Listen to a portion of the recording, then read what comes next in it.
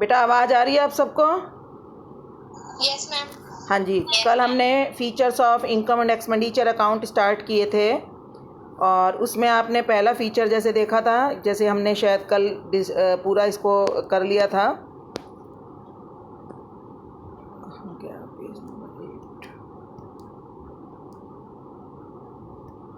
Features में जैसे आपने कल देखा था कि it is a nominal account. Nature क्या है इसका, इनकम एंड एक्सपेंडिचर का? बेटा इनकम एंड एक्सपेंडिचर का नेचर क्या अकाउंट का? Ma'am nominal. हाँ, it is a nominal account. और रिसीप्ट एंड पेमेंट अकाउंट का फीचर क्या था? क्या? Real account. हाँ, इट वाज रियल अकाउंट। ठीक है। Debit what comes in and credit what goes out, वो रिसीप्ट एंड पेमेंट अकाउंट में अप्लाई होगा या इनकम एंड एक्सपेंडिचर में? Debit what comes in and credit what goes out, rule will apply to which account? Receipt and payment account और income and expenditure? हाँ जी, हाँ जी, रिसीप्ट एंड पेमेंट अकाउंट में अप्लाई होगा। इसके बाद in which type of account the item of only revenue nature will be recorded? Income and expenditure में रेवेन्यू नेचर के अकाउंट रिकॉर्ड होंगे या रिसीप्ट एंड पेमेंट में? ओनली रेवेन्यू नेचर के आइटम कौन से अकाउंट में रिकॉर्ड किए जाएंगे? हाँ जी, इनकम एंड एक्सपेंडिचर में केवल रेवेन्यू नेचर के अकाउंट्स रिकॉर्ड किए जाते हैं। ठीक है। और कैपिटल नेचर के account? Receipt and payment account. हाँ जी, रिसीप्ट एंड पेमेंट अकाउंट में कैपिटल नेचर और रेवेन्यू नेचर दोनों के अकाउंट जो है रिकॉर्ड कर लिए जाते हैं। ठीक है। अच्छा, कैश ट्रांजैक्शंस टाइम पीरियड किस में इग्नोर किया जाता है? पीरियड ऑफ पेमेंट या पीरियड ऑफ रिसीप्ट कौन से टाइप ऑफ अकाउंट में इग्नोर किया जाता है? इनकम एंड एक्सपेंडिचर में हम इग्नोर करते हैं या रिसीप्ट एंड पेमेंट में? बताओ पीरियड ऑफ। हाँ जी, किस में? Ma'am receipt and payment account. हाँ जी, रिसीप्ट एंड पेमेंट अकाउंट में हम इग्नोर कर देते हैं कि ये पेमेंट किस पीरियड से बिलोंग करती है या कोई रिसीप्ट किस पीरियड से बिलोंग करती है। हमें जो भी पैसा रिसीव होता है without keeping in mind the period of या time of the receipt and payment we record it. ठीक है। जबकि जो इनकम एंड एक्सपेंडिचर अकाउंट है उसमें क्या देखा जाता है, कौन सा बेसिस पर रिकॉर्डिंग की जाती है? ऑन एक्रूअल बेसिस जो है हम इसमें रिकॉर्ड करते हैं। और प्रॉफिट एंड लॉस अकाउंट से मिलता जुलता अकाउंट कौन सा है? Ma'am income and expenditure account. हाँ जी, इनकम एंड एक्सपेंडिचर अकाउंट जो है प्रॉफिट एंड लॉस अकाउंट से मिलता जुलता है। बेटा सब बच्चे आंसर देंगे, नहीं तो फिर तो मैं रिकॉर्डेड वीडियो ही भेज देती, फिर आपकी लाइव क्लास लेने की क्या ज़रूरत थी? मुझे एक ही बच्चे की आवाज़ आ रही है, बाकी बच्चे सब ऑन हैं या नहीं हैं? मुझे पहले सबसे नाम से बेटा आप तो एक तो आप लोग अपने कैमराज ऑन करो। समरी ऑफ कैश बुक किसकी होती है? कौन सा account summary of cash book कहलाता है? हाँ जी, हाँ जी, रिसीप्ट एंड पेमेंट अकाउंट जो है समरी ऑफ अकाउंट कहलाता है। ठीक है। इसके बाद कैपिटल रिसीप्ट्स क्या होती हैं, रेवेन्यू रिसीप्ट्स क्या होती हैं? कल मैंने आपको बताया था। कैपिटल रिसीप्ट्स की क्या पहचान है बेटा? हमें कैसे पता लगेगा कि ये रिसीप्ट या ये जो हमने पैसा रिसीव किया है ये कैपिटल नेचर का है या रेवेन्यू नेचर का है, कैसे पता लगेगा?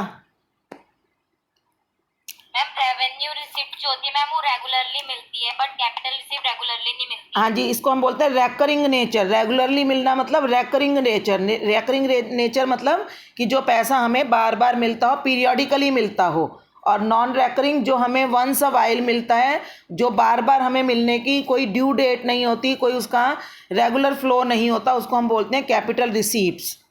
ठीक है। ये इसके बाद अब आपको फॉर्मेट, ये मैंने आपको सारा कल क्लियर बताया था कि कैपिटल रिसीप्ट में मेनली हम legacies, life membership fees, endowment fund receipts, donation acquired for a particular जो है पर्पस, वो सबको हम इसके अंदर कैपिटल रिसीप्ट्स में इंक्लूड करते हैं। तो और ये मैंने आपको बताया था, ये चीज़ें आपकी एमसीक्यू क्वेश्चंस में आ सकती हैं।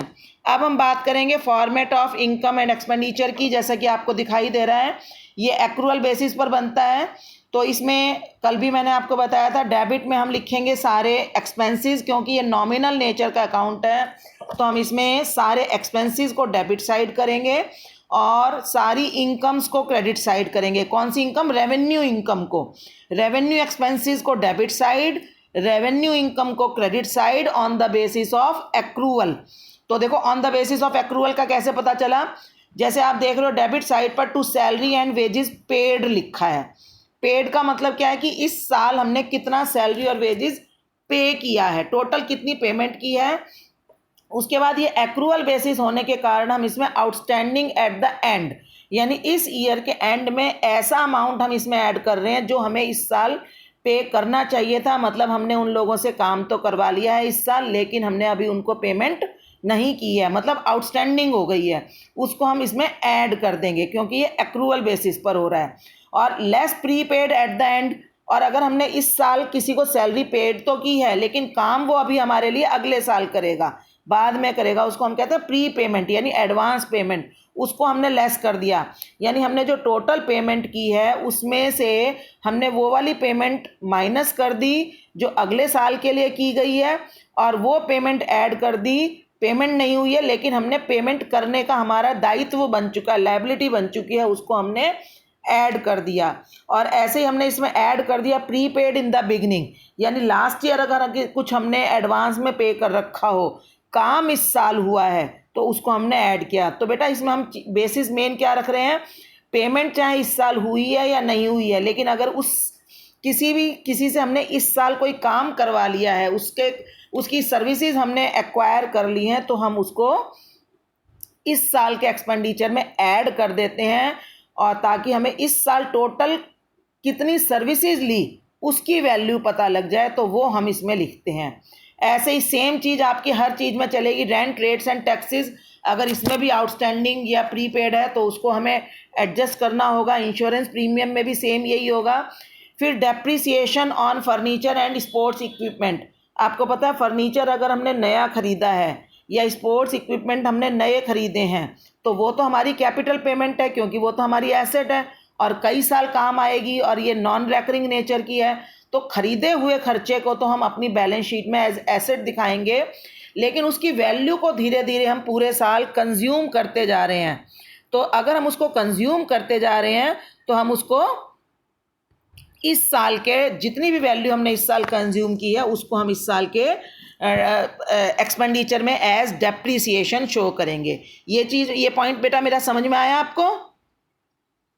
Yes ma'am. हाँ, कि अगर हमने नया फर्नीचर परचेज किया है तो वो हमारी कैपिटल पेमेंट है, तो वो हमारी इस अकाउंट में नहीं आएगी। लेकिन उस फर्नीचर की जो वैल्यू हमने कंज्यूम की है, उस फर्नीचर की, या जो हमारे पास पुराना फर्नीचर पड़ा था, पुरानी कोई भी एसेट थी हमारे पास, उसकी जो हम वैल्यू इस साल कंज्यूम कर रहे हैं, यूज़ कर रहे हैं, उसको हम एज डेप्रिसिएशन एक्सपेंडिचर में शो करेंगे। ठीक है बेटा।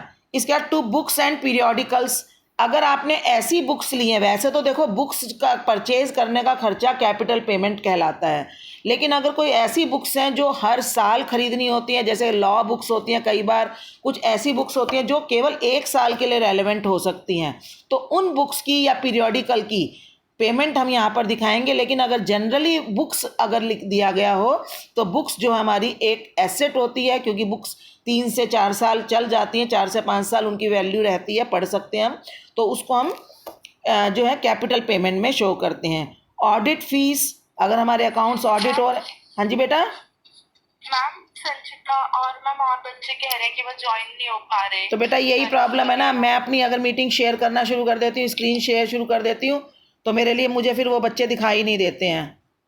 तो बताइए, या तो अब आप ऐसा करो, कोई बच्चा खुद, एक बच्चा ना, तान्या आप ना मीटिंग होस्ट कर लिया करो फिर, ताकि वो मुझे स्क्रीन, आप लोगों को तो शायद दिखते रहेंगे, मुझे नहीं दिखते हैं बच्चे ऐसे। देखो कितने सारे बच्चे ज्वाइन कर रहे हैं अब। चलिए, तो कोई बच्चा ज्वाइन किया करो, क्योंकि मेरी जब मीटिंग शेयर, ये स्क्रीन शेयर हो जाती है तो मुझे दिखाई नहीं देते हैं फिर बच्चे। हाँ जी, audit fees, printing and stationery का जो खर्चा है, जैसे फॉर्म्स वगैरह, बुक्स, कॉपीज़, लेज़र बुक्स आती हैं, पेन पेंसिल या कोई भी ऐसा स्टेशनरी, फॉर्म्स वगैरह आते हैं, इस साल यूज़ होते हैं, तो वो भी। और सब में बेटा आपको वही एडजस्टमेंट करनी है जो सैलरी एंड वेजेस की एडजस्टमेंट दिखाई है ना, सब में ही हमें वो सामान की वैल्यू लिखनी है जो इस साल हमने कंज्यूम की है, जो हमने यूज़ किया है, हमें जिसका हमने बेनिफिट इस साल उठाया, हमें केवल वो उतने अमाउंट का की फिगर यहाँ पर लिखनी है। बाकी सब चीज़ें हमारी बैलेंस शीट में जाती हैं। ऑनरेरियम मैंने आपको बताया था क्या होता है। Bank charges, postage and Telegram पर कोई खर्चा हुआ है, इलेक्ट्रिसिटी के बिल हैं, वाटर बिल हैं, वो भी, उसमें भी सब में देखो बेटा आउटस्टैंडिंग और प्रीपेड को हमें एडजस्ट करना पड़ेगा। कोई कन्वेंस पर खर्चा किया, आने जाने पर, ट्रैवलिंग पर खर्चा किया है, और या हमने कोई भी और ऐसे छोटे मोटे खर्चे हुए हैं, वो सब हम यहाँ पर देखो एक्सपेंडिचर साइड लिखते जाएंगे। फिर बात होगी ऐसे ही आपको देखो इनकम को भी अक्रूवल बेसिस पर करना है, और इसकी जो मेन हेड है वो है सब्सक्रिप्शन रिसीव्ड, कि हमने कितनी सब्सक्रिप्शन रिसीव की है इस साल टोटल। जैसे कई बार आपने ना रिसीप्ट एंड पेमेंट में टोटल सब्सक्रिप्शन लिख दी हो, तो आपको जितनी टोटल रिसीव की है वो आपने लेकर उसमें आउटस्टैंडिंग ऐड करनी है। वो आउटस्टैंडिंग जो इस साल आपने ड्यू तो की थी लेकिन आपने रिसीव नहीं की है, ये अभी आप एग्जाम्पल में करेंगे, इसके छोटे छोटे क्वेश्चंस बहुत आते हैं, तो इसको मैं डिटेल में आपको करवाऊंगी। तो आउटस्टैंडिंग एट द एंड में अगर आपका कोई आउटस्टैंडिंग अमाउंट है जो आपको मिलना चाहिए था इस साल लेकिन मिल नहीं पाया है, तो आप उसको ऐड कर लेंगे, क्योंकि वो आपकी इनकम तो है ना, जो अमाउंट आपका इस साल मिलने के आप राइटफुल हो, ठीक है, जो आपको मिलना ही चाहिए उसको आपने ऐड करना ही है। और अगर आपको कोई व्यक्ति ऐसा है जो अपनी सब्सक्रिप्शन आपको एडवांस में देकर चला गया है नेक्स्ट ईयर के नाम का, तो वो आपको लेस करना पड़ेगा, ठीक है। उसी तरह से एडवांस इन द बिगनिंग, ये मैं आपको एक बार फॉर्मूला प्रॉपर लिखवा दूंगी तो आपको समझ में आ जाएगा कि हमें इसको कैसे करना है। देखो एडवांस इन द बिगनिंग क्या होता है कि लास्ट ईयर कोई मेंबर ऐसा था जिसने पैसे आपको एडवांस दे दिए थे, पिछले साल वो आपको एडवांस पैसे देकर चला गया था लेकिन वो पैसे थे इस साल के, तो वो जो पेमेंट है वो आपकी इस साल तो रिसीव हुई नहीं, वो पिछले साल रिसीव हुई है, तो लेकिन बनती है उसकी ऑनरशिप या उसका जो आपका क्लेम बनता है वो इस साल का बनता है, तो आपको उसको इस साल ही ऐड करना है। और same cheese outstanding in the beginning, कि पिछले साल कोई अमाउंट आपका आउटस्टैंडिंग था लेकिन रिसीव आपने इस साल किया है, तो आपने रिसीव इस साल किया है लेकिन उसका जो क्लेम था वो पिछले साल था, लास्ट ईयर था, तो आपने उसको भी माइनस करके वो अमाउंट निकालना है, जो ये आपके आउटर कॉलम में जो अमाउंट निकालना है, आपको वो अमाउंट निकालना है जो कि जिसके लिए कि आप इस साल क्लेम कर सकते थे बाय लॉ, आप जो है जिसके लिए लीगली आप क्लेम कर सकते थे, वो अमाउंट आपका यहाँ पर आएगा। और ये अमाउंट ज़रूरी नहीं है कि आपको मिल चुका हो, ठीक है, मिले हुए में आपको एडजस्टमेंट करके ये अमाउंट निकालना है। इसके अलावा एंट्रेंस फ़ीस, ये आपको क्वेश्चन में दिया होगा कि पूरी एंट्रेंस फ़ीस को रेवेन्यू नेचर का मानना है या केवल एक पोर्शन ही रेवेन्यू नेचर का होगा। तो जो भी आपको पोर्शन रेवेन्यू नेचर का अगर आपको क्वेश्चन में कहा गया हो तो वो पोर्शन, जैसे कई बार होता है 50% is to be treated as revenue, 40% to be treated as revenue या is to be treated as revenue, तो जैसा आपको कहा गया हो क्वेश्चन में आपको उसी तरह से इसको रेवेन्यू नेचर का उतना अमाउंट आपको यहाँ शो करना है। जनरल डोनेशंस, जैसे कि मैंने आपको बताया था जनरल डोनेशंस क्या होती हैं, ऐसी डोनेशंस जिसका कोई स्पेसिफिक पर्पस ना शो किया गया हो, केवल आपको कोई व्यक्ति आकर दे गया हो कि हाँ जी ये मेरी तरफ से डोनेशन है, तो वो आपने यहाँ पर लिखनी है। लेकिन अगर कोई स्पेसिफिक डोनेशन है जो केवल एक स्पेसिफिक पर्पस के लिए दी गई हो तो उसको हमें यहाँ पर नहीं शो करना, ठीक है। ऐसे life membership fee only that portion, वैसे लाइफ मेंबरशिप फ़ी हमेशा कैपिटल नेचर की मानी जाती है, ठीक है। अगर क्वेश्चन साइलेंट है, लाइफ मेंबरशिप फ़ीस के बारे में कुछ नहीं कहा गया है, तो आपको उसको कैपिटल रिसीप्ट मानना है और यहाँ पर नहीं लिखना। लेकिन अगर उन्होंने कहा है कि नहीं इसमें से कुछ आइटम रेवेन्यू नेचर का भी अमाउंट, कुछ परसेंटेज, तो आपने, अगर उन्होंने रेवेन्यू नेचर स्पेशली बोला है तभी आपको वो यहाँ पर लिखना है, ठीक है बेटा। आपने जैसे पढ़ी भी होगी तो आपको इसमें कंफ्यूज नहीं होना कि हम हमेशा कैपिटल रिसीप्ट में लाइफ मेंबरशिप फ़ी को नॉर्मली हम कैपिटल रिसीप्ट मानते हैं until and unless the question specify it. फिर ये जैसे इन्होंने अलग अलग तरह के ये किसी भी तरह का प्रॉफिट हुआ है किसी स्पेशल इवेंट से कोई प्रॉफिट हुआ है, कोई टूर्नामेंट करवाया था आपने, उसमें कोई स्पेशल प्रॉफिट हुआ है तो वो आप लिख सकते हैं, जैसे प्रॉफिट ऑन एनुअल स्पोर्ट्स, अलग अलग जैसे की है, कोई अलग से आपने अपने यहाँ इवेंट किया उसके ऊपर स्पेशल प्रॉफिट हुआ तो वो भी लिख सकते हो। आपने कहीं अपनी ऑर्गेनाइजेशन का थोड़ा सा हिस्सा रेंट पर दे रखा है, कुछ दे रखा है, जैसे कई बार होते हैं क्लब्स के हॉल वगैरह रेंट पर चले जाते हैं, तो वो डिविडेंड और इंटरेस्ट आपको मिला हो, मिलने वाली चीज़ें आपको ये यहाँ पर लिखनी है। और सन्ड्री रिसीप्ट्स, आपने कोई और इसी तरह की रिसीप्ट हो तो वो लिखनी है। इसके बाद लास्ट में देखो, या तो आपको डेफिसिट आ जाएगा। डेफिसिट आने का मतलब क्या है कि आपके एक्सपेंडिचर डेबिट साइड ज़्यादा है और क्रेडिट साइड अगर कम है तो आपको ये डेफिसिट आ जाएगा, यानी लॉस आ जाएगा। और देखो ये लिखा मैंने to surplus i.e. Excess of income over expenditure, मतलब क्या हुआ, excess of income over expenditure का मतलब है कि आपकी इनकम ज़्यादा है, खर्चे कम हैं, तो वो आपका डेबिट साइड आ गया। और अगर आपका excess of expenditure over income हो, अगर आपके एक्सपेंडिचर ज़्यादा है, इनकम कम है, तो आपका डेफिसिट आ जाएगा। तो बेटा ये केवल एक सैम्पल फॉर्मेट है जो मैंने आपको थोड़ा सा दोबारा से समझाया है डिफरेंस के लिए। तो लेकिन ये नहीं है कि आपको क्वेश्चन में सारी ही चीज़ें दी होंगी, तो जो भी चीज़ें आपको क्वेश्चन में दे रखी हों आप उस चीज़ों को यूज़ करते हुए क्वेश्चंस को करोगे।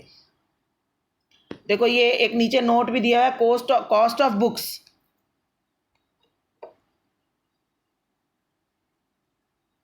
अच्छा ये हो गया ना।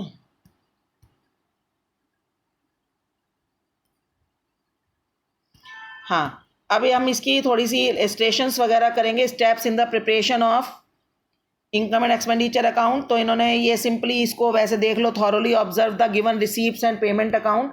आपको रिसीप्ट एंड पेमेंट अकाउंट ज़्यादातर दिया गया होता है और उसमें से आपको इनकम एंड एक्सपेंडिचर अकाउंट बनाना होता है, तो उसको आप ऑब्जर्व करो और देखो कि रिसीप्ट एंड पेमेंट में कौन सी चीज़ें रिसीप्ट की हैं, कैपिटल नेचर की हैं, और कौन सी रिसीप्ट जो है रेवेन्यू नेचर की हैं। ऐसे पेमेंट में कौन सी पेमेंट कैपिटल नेचर है, कौन सी रेवेन्यू नेचर है, उसको आपने कंसीडर करना है। और do not consider the opening and closing cash and bank balance. आपके opening and closing cash balance का इनकम एंड एक्सपेंडिचर में कोई यूज़ नहीं है, तो उसको आपने इग्नोर करना है for preparing income and expenditure account, they will go to the balance sheet. फिर exclude capital receipts, exclude capital receipts and capital payments. इसका मतलब क्या है कि आपने कैपिटल रिसीप्ट्स अगर आपको मिली है या कैपिटल पेमेंट मिली है, उसका इनकम एंड एक्सपेंडिचर में कोई काम नहीं है, आपने उसको इग्नोर करना है, वो आपकी बैलेंस शीट में जाएंगे। ठीक है, such items are shown in the balance sheet, जैसे कि इन्होंने कहा भी है। इसके बाद कह रहे हैं now consider only the revenue receipt. जो आपको लगता है ना ये रेवेन्यू नेचर की रिसीप्ट है, उसको आपने इनकम एंड एक्सपेंडिचर के, देखो रिसीप्ट एंड पेमेंट में वो आपको डेबिट साइड दिखाई देंगे क्योंकि वो रियल अकाउंट है, और डेबिट व्हाट कम्स इन, तो जो भी पैसा आया है वो आपको रिसीप्ट एंड पेमेंट अकाउंट में डेबिट साइड दिखाई देगा। लेकिन आपने उसको ट्रांसफ़र करना है इनकम एंड एक्सपेंडिचर के क्रेडिट साइड में, क्योंकि इनकम एंड एक्सपेंडिचर में क्रेडिट साइड को हम इनकम साइड बोलते हैं, और वो नॉमिनल नेचर का होने के कारण जितनी भी इनकम है वो क्रेडिट साइड यानी कि इनकम साइड जाएंगी। तो मतलब क्या हुआ कि आपने जो रिसीप्ट एंड पेमेंट अकाउंट के डेबिट में से जो आइटम उठानी है, उनमें से जो कैपिटल नेचर की आइटम है उनको छोड़कर रेवेन्यू नेचर की आइटम्स को आपने इनकम एंड एक्सपेंडिचर में इनकम साइड शो करना है। ठीक है बेटा।